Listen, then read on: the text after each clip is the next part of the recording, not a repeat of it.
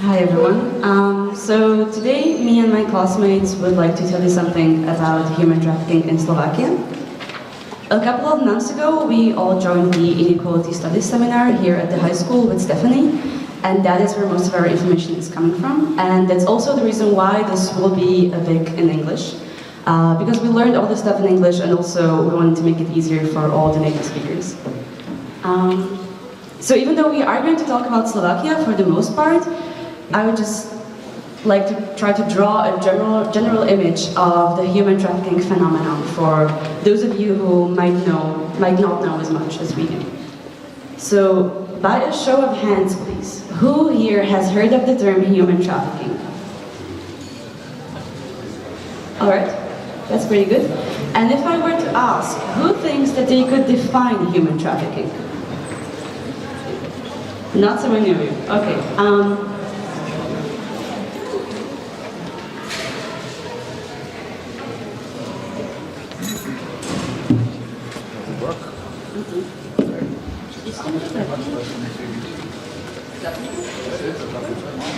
Okay, thank you.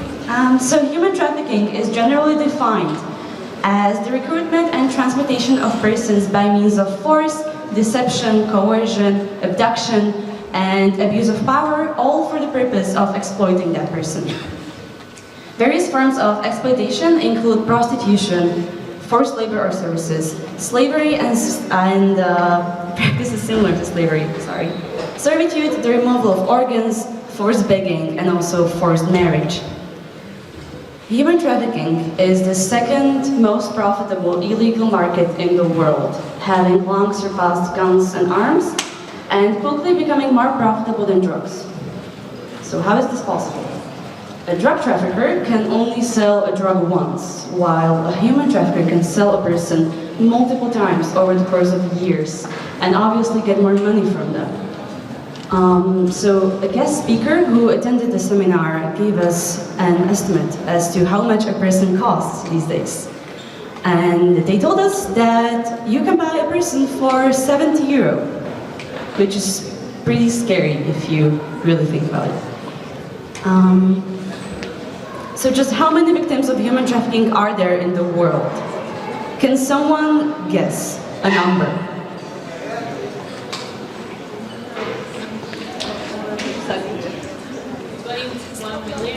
21 million, okay. Another guess maybe? 40 million. 40 million? 30 million? Do I hear 30 million? Okay, thank you. Thank you. Alright, so according to a September 2017 report from the International Labour Organization, there is 24.9 million victims of human trafficking in the world. 64% of those are exploited for labor, and 90%, which is mostly women, are exploited for sex work. However, since this is an illegal business, it is very hard to track the number of people who are affected by it, as you can imagine. So there are other reports, such as from the organization Free the Slaves, who estimate that there is as much as 35.4 million victims in the world. So in order to understand the phenomenon of human trafficking, we do need to define some terms at first. So the country of origin is where traffickers recruit and find their victims. Once traffickers have recruited an individual, they will move them through transit countries. This might take a while, and during this time they might already be forced to work. Maybe some forced labor or even sex work. And so transit countries usually either have poor border control or corrupted immigration officials who are somehow affiliated with the organized crime groups that are involved in human trafficking. Countries of destination are the last link in the human trafficking chain. They receive trafficking victims and are generally more prosperous than origin countries.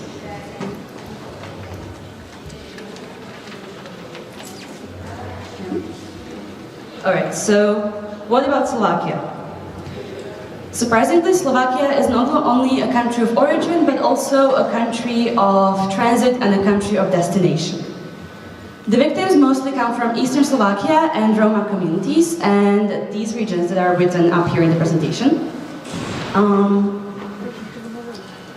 I guess that most of you thought that human trafficking happens only in very, very poor countries, but that is not the case. And this is the thing about human trafficking. It is everywhere in the world, no matter how prosperous your country is. It is very, very likely that it's somehow involved in human trafficking. So there are, this is the list of origin countries for victims who are trafficked into the UK. So you can see that there is Slovakia, Czech Republic, and also Romania. This is another map of the countries of origin for human trafficking. Here, Slovakia is painted orange, which means that there is a high number of reports of human trafficking victims. And this is a map of countries of destination, in which Slovakia is painted red, which means that it is a country of destination with a very high number of reports of human trafficking victims. So, who are these victims that we are talking about? If we were to profile them, in 99% of the cases, they would share some similar qualities. Traffickers usually go after people who live in very poor conditions, have a low level of education, have weak family ties, have run away from home, or live a lifestyle that they are very eager to get out of. So they might be homeless, they might be out of a job, or in a job that pays them not very well. A statistic from America showed that once someone has run away from home, they will be picked up by a trafficker in 72 hours of running away. Right, so now that we know this, how has the world reacted to this? An example would be the Nordic Model, which is a term that refers to Sweden's 1999 legislation, which criminalized the buying of sex and decriminalized the selling of sex. Thanks to this law, Sweden has dramatically reduced the number of its women in prostitution. The number of women in street prostitution in the capital, Stockholm, has been reduced by 2/3, and the number of men who buy sex has been reduced by 80%. So Sweden, what they're trying to do here is protect the women who work as sex workers. They give them therapy, they give them opportunities to get out of the lifestyle and live a normal life. And consequently, thanks to this, the number of women trafficked into Sweden for sex has been reduced as well. The Swedish government reports that in the last few years, only 200 to 400 women have been annually sex trafficked into Sweden, which is an amazing development when compared to the neighboring Finland, who has 17,000 or 15,000 women annually sex trafficked into the country. And so what is really important to point out here is Sweden's attitudes towards prostitution and sex work and human trafficking in general. They view sex work as a way of male violence against women. And they believe that equality, gender equality, cannot be achieved unless men are not able to buy women for sex anymore. And that is very, very important. And since Sweden adopted this legislation, other countries such as Norway, Iceland, Canada, France, Northern Ireland, and Ireland as well have adopted it. And that's where I would like to end my part of the presentation. Thank you.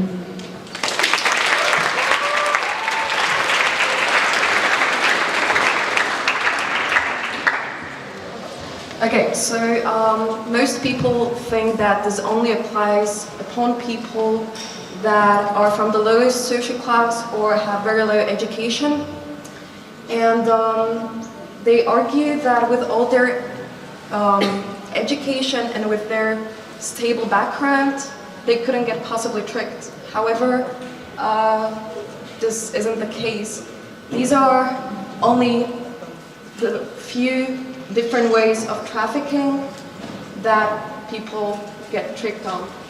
So it all starts, the most common way is false job advertisement, lies about educational or travel opportunities, seduction and romance, understand this relationship, abduction, sold by a family member or a relative, and forced marriage. Okay, so we already had a small intro into Slovakia, but we would like to give you a specific example of specific people who agreed to be part of this documentary that was released in 2016, so it's pretty recent and very relevant for our case. So this documentary talks about 4 different people with 4 different stories.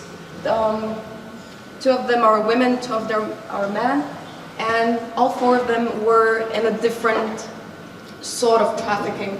So there was a woman who was put into labor in a factory.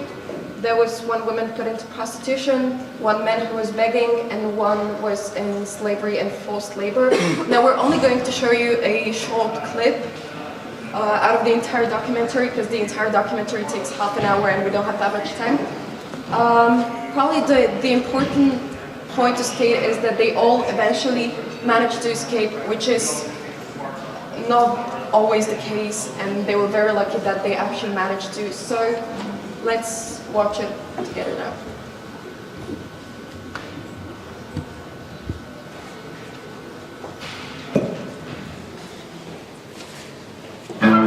Tí ľudia pôsobia strašne milo na začiatku. Doslova mi to pripadalo, ako keby mi to bola moja rodina. Povedal mi jednu vec. Až tež dáku živý dojsť, stane to domov, tak ti ešte neostáva, môj zlatý, iba hotové, iba to, rob to, čo ti hovorím. Povedali mi, že vlastne ani tú reč nemusím ovládať, že stačí, keď budem len vedieť upratovať, takže to bolo ideálne a všetko to malo prebiehať normálnou, legálnou cestou. My sme boli 2-krát predaní, už na Slovensku, ani sme o tom nevedeli. Obchodovanie s ľuďmi je veľmi výnosný biznis. Odhaduje sa, že je medzi 3 najvýnosnejšími nelegálnymi obchodmi svetovými, niekde medzi zbraňami a drogami. Preto je veľmi dôležité proti nemu bojovať, ale zároveň je to veľmi skrytý zločin, veľmi skrytá trestná činnosť, preto je tam veľmi dôležitá prevencia.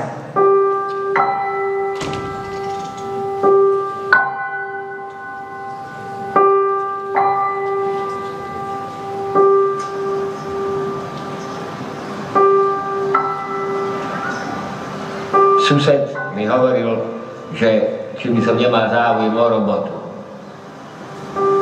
Tu naozaj človek sa nepohne nikde. To je, prosí, treba zobrať o robotu, to je naozaj že katastrofa. Stretla som známeho, poznáme sa z videnia, ktorý mi povedal, že vlastne vie mi zohnať prácu v Anglicku. A ten mi navrhol prácu v Švajčiarsku. A že tam je teda ponuka práce chyžnej v tom hoteli. Prišli sme nedaleko Udine a tam sme zastavili pod takým nadjazdom cez cestu, čo je.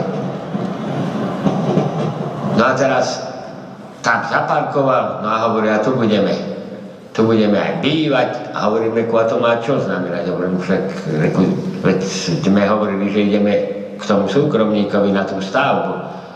Žiadna stavba vraj není, keď sa ti neľúbi, môžeš ísť vraj domov. No hovorím, ako mám tu zarobiť, keď nemáme žiadnu robotu, veď na stavbu sme mali predsa ísť, ne? No tak zo stavby není nič, to sa vraj zrušilo.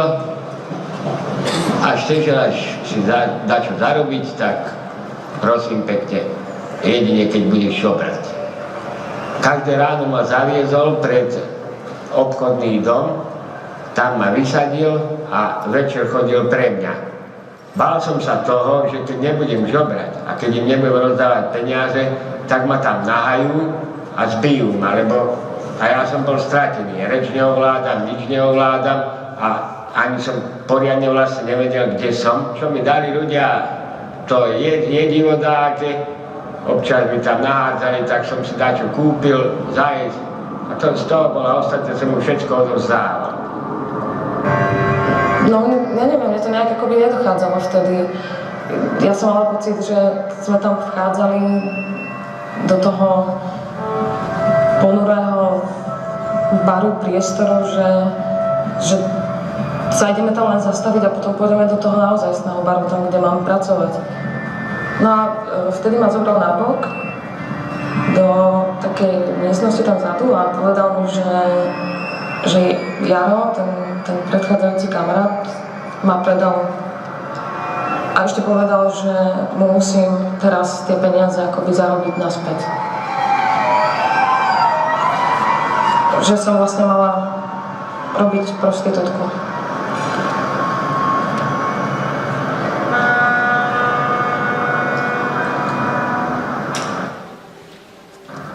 Nedovolovali mi ani spať.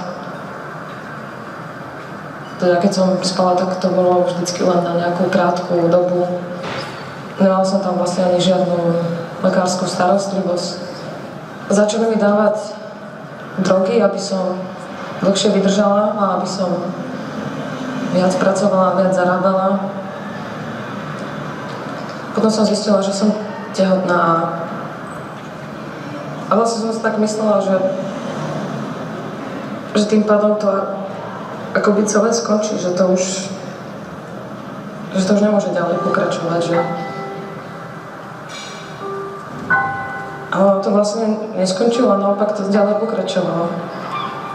Prešiel mesiac aj pol, už proste som bola strašne nahnevaná, kde sú peniaze a čo sa vlastne deje.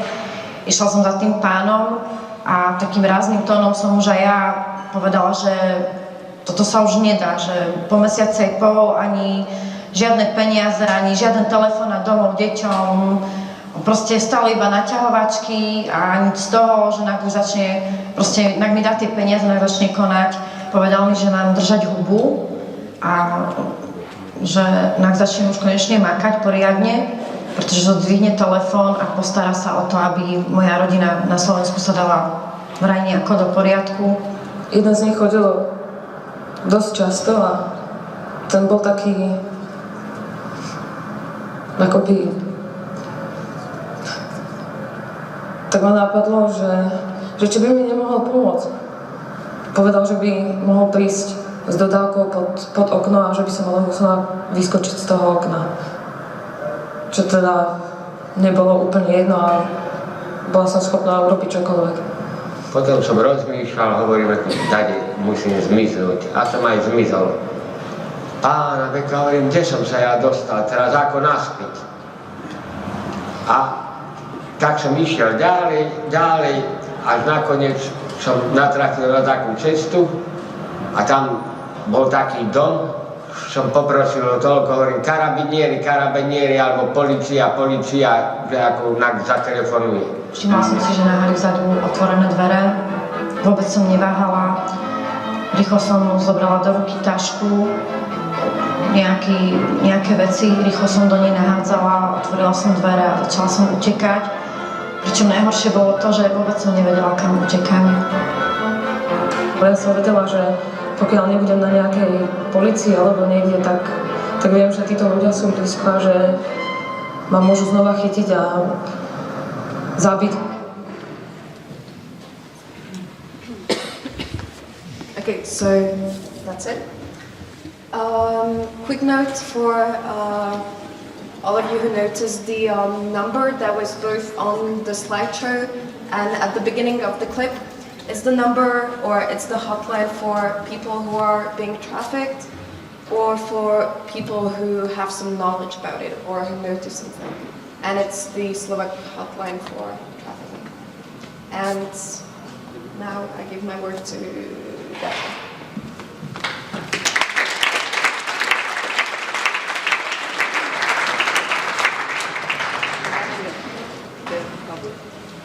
Okay, so hey all, I just want to talk about a team that is a little bit different. Or in Slovakia, I can see that not a lot of people talk about it.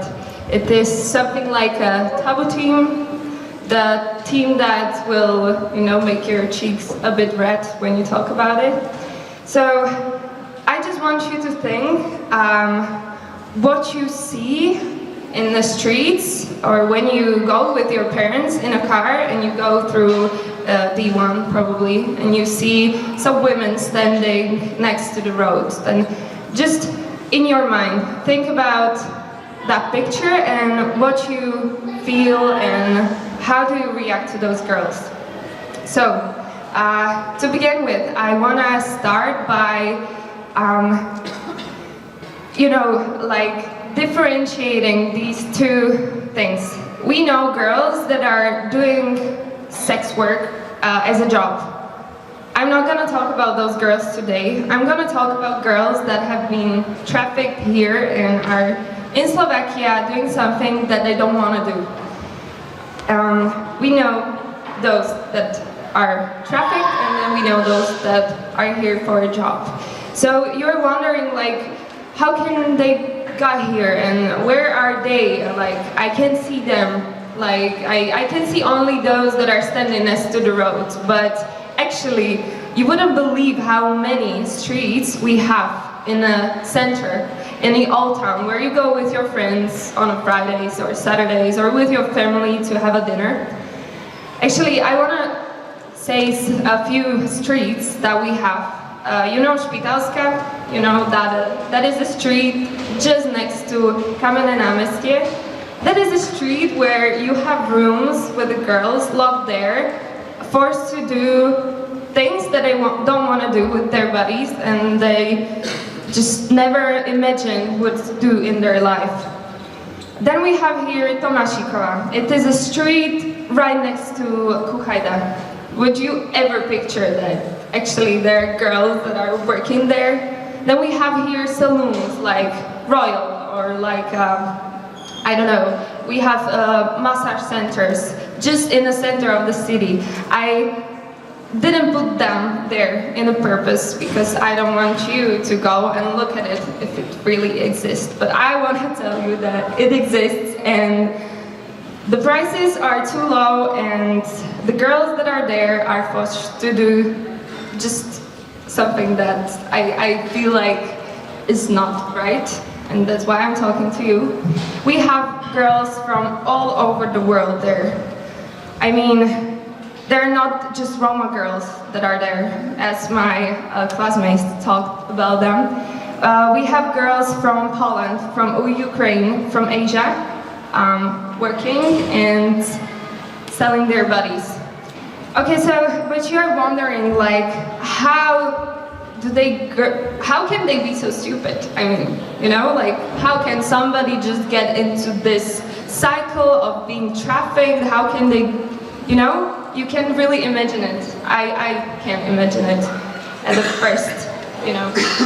But there are actually more than 3 stories how can they get into something like this. So the first one is you go out with your friends, I don't know, meet this guy, he seems very perfect, he seems that he knows something about life, you get together, you know each other suddenly, and then he asks you to go with him for some trip somewhere, some country that you don't know the language of. Then he takes you there and he says to you, like, okay, right now I want you to do whatever I tell you because you don't have any identification of who you are, because I all have it with me, and you're trapped in a cycle. It is that easy. You are mentally, you know, you feel despair, you are not really, you can't do anything. Then there is another much more disturbing part. It is when you meet the guy and he becomes your husband. You have kids, you have family, and you feel happy and you think that there is nothing that can go wrong. Then he comes to you and say to you, like, okay, I'm sorry, but we have a debt and it has to be paid. So I want you to go out to work in this hostel and not come back because I'm gonna hurt your children. I'm gonna kick you out that we can live again. So then you are again in a cycle and you don't know how. You felt like you know the guy, you felt like he's the love of your life. Then there's another way, and I think that it is the most, you know, reliable thing. And you know, girls, you have your dreams. You wanna have a job, or you wanna be an actor, or you wanna, you know, sing or something.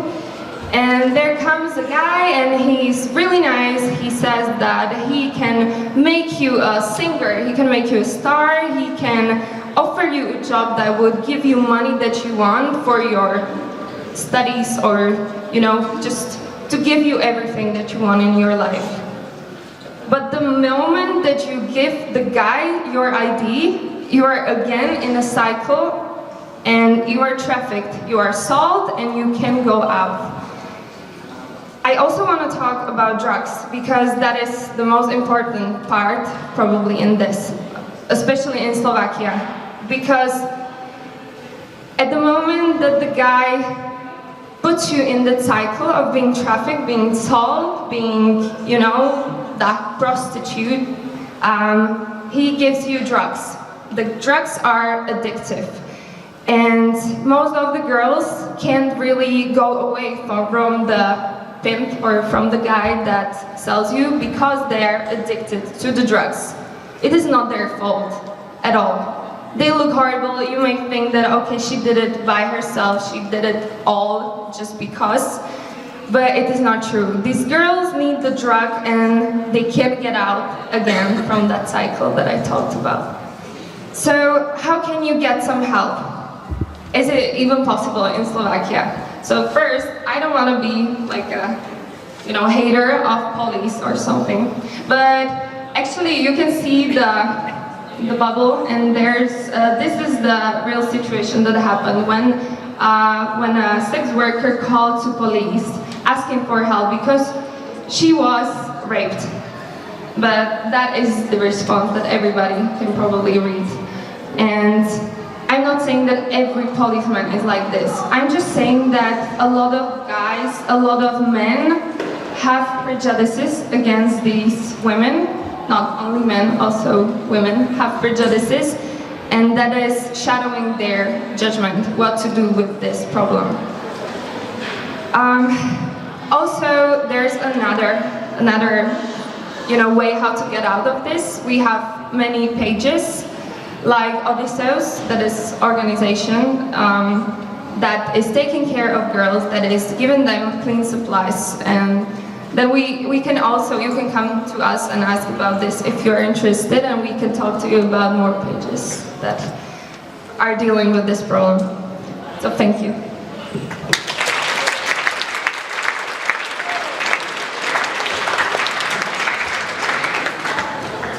So, as you could hear today, many people still think that human trafficking is an issue that is happening in other countries and to other people, but they couldn't really be more wrong. According to Spectator's math, Slovaks are mostly sold to the UK, and the focus has been recently shifting from women to men. So it is not only women, it is also men who carry out jobs that nobody else wants to do, so they're forced into work, slavery. So the scenario, how it works, as you could hear, but I will just summarize it, is very similar in all cases. So once the victim get to the outland, and most of the time they don't know the language, the trafficker is somehow trying to get their documents. It can be easily just they tell you that you need to go to the bank to open a bank account so you can get the money, right?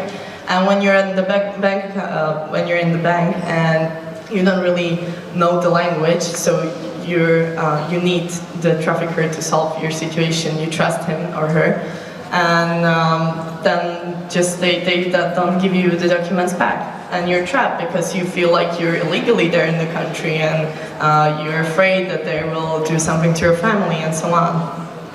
So traffickers exactly know what people they're looking for. Those are people who live in poor conditions, who are looking for jobs, who need, let's say, quick money, and who don't know the language.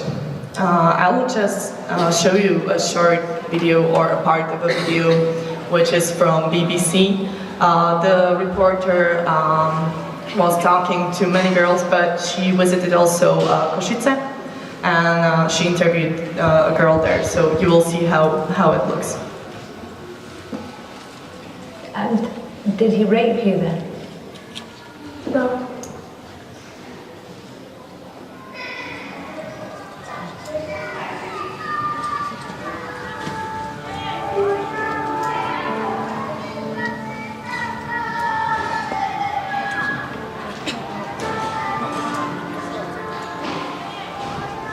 that is Luník 9.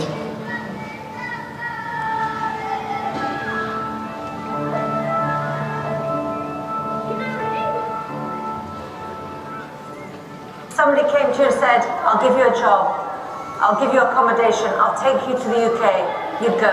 Definitely, definitely.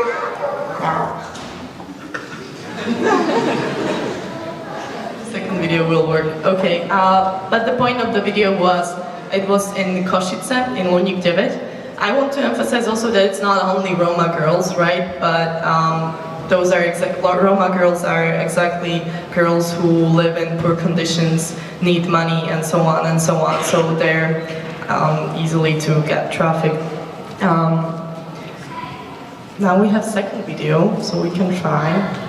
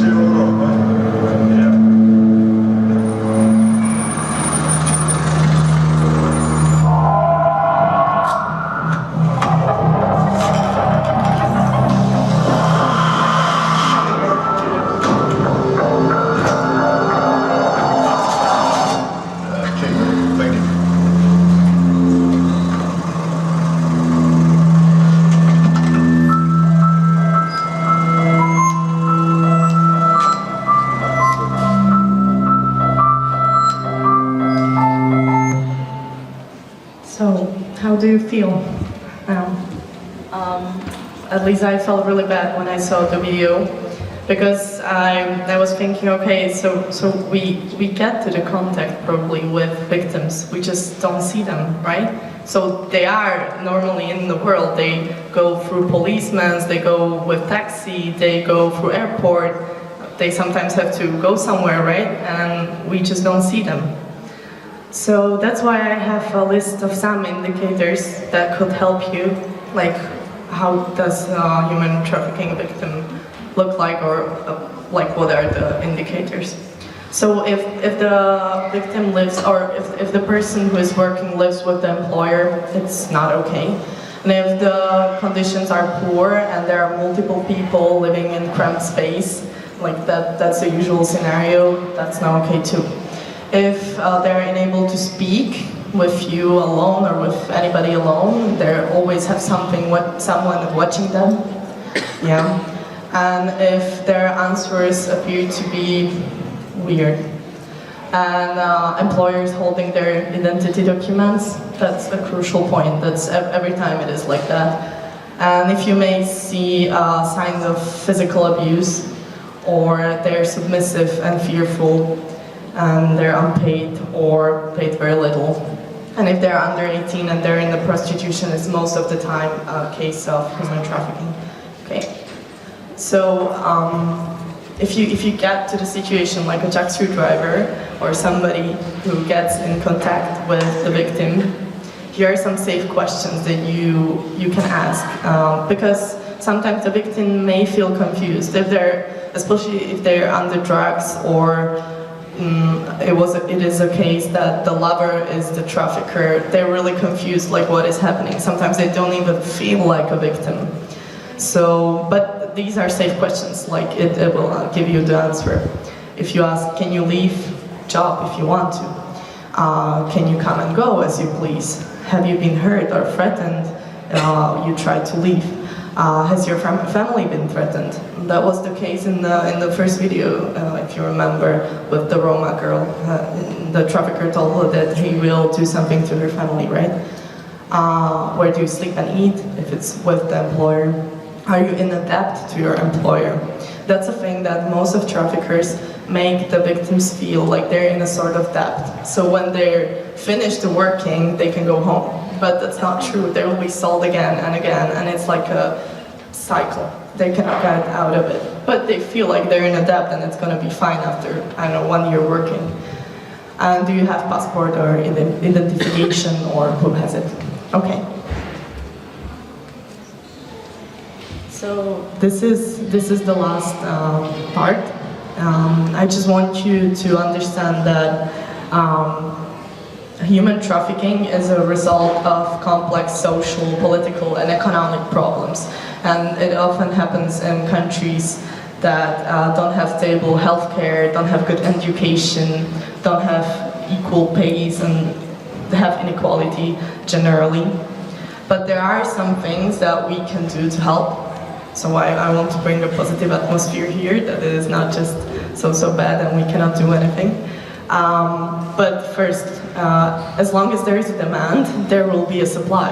That's basic economic rule, and it works here as well. So when we will support this somehow, it doesn't matter how you support it. If you just click on a video somewhere or you watch something and so on, you are supporting it, you know? Secondly, even though we rescue victims from human trafficking, it is not the end. We need to fund more in rehabilitation, because it is not that they rescued their home and everything is safe. They have bad memories, they feel bad, they have to get over it, I'm sorry. Okay, but the least point, it's here. That's a thing that each of you can do. Start right away after this presentation, raise awareness. That is what we are doing today. That is what we've been trying to do in the seminar, raise awareness. Talk about the topic, talk to your friends, to your family, to somebody about it, because many people think that it is like something uncomfortable, you know, it's a taboo, we should not talk about it, but that's really bad. At least raise awareness. Thank you.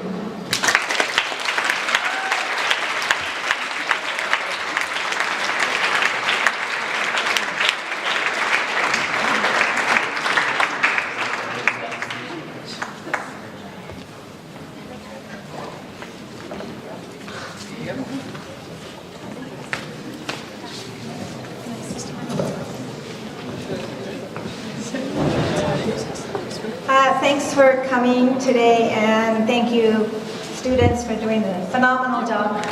I wanted to point out that on this table right here is flyers and pamphlets and information on human trafficking from the Ministry of Interior, who Vladimir Koman is sitting right over there, is from the Ministry of Interior. Can you raise your hand? Thank you for coming and bringing many flyers. If you want to grab some, you can hand them out to friends, family, neighbors, whoever. And there's also some, like, what do you call those long things that you wear around your nose? Like keychain type thing, where you put keys on and put it around your neck. Lanyard. Lanyard, thank you, thank you. So anyway, and so now we have Dasha. Hey all, I just want you to listen to this song that Mike wrote about this problem. Maybe if we can just turn this up. Hopefully you like it, and just listen to the lyrics. Just listen to the lyrics, and I don't know. Wish me luck. I'm stressed out a bit.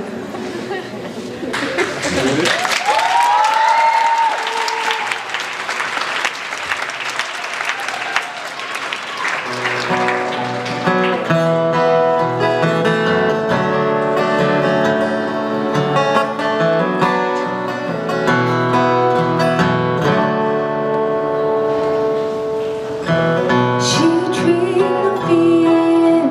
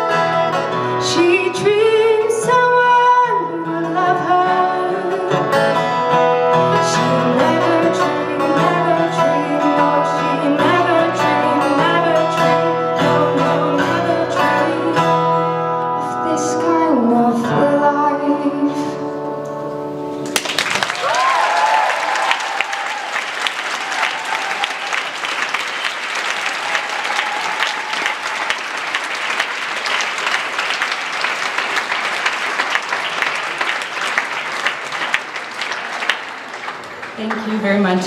Maybe just one last point.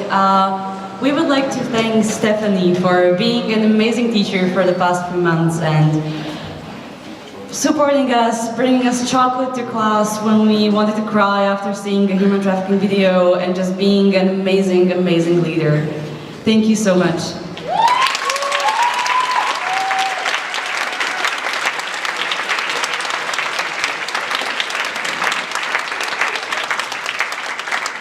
Another big thanks goes to Laura, our 5th classmate, who she wasn't presenting, but she was supporting us. She is amazing, and thank you so much for being here for us.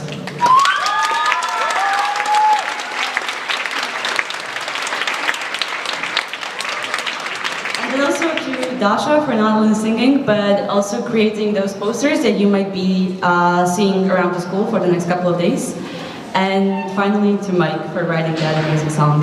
And thank you to all of you for listening to us today, and just thank you.